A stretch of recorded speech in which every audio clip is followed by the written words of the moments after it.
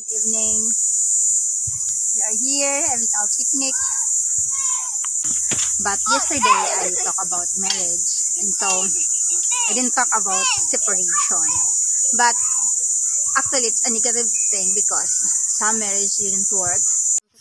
To tell someone, even if you are single,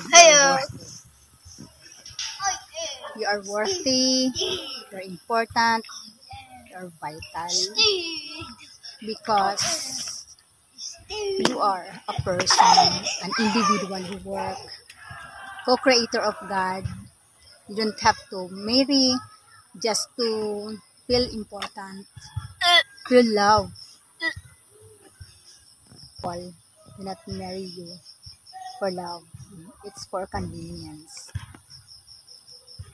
And if you are cheated, you can live alone, happy, without someone cheating on you.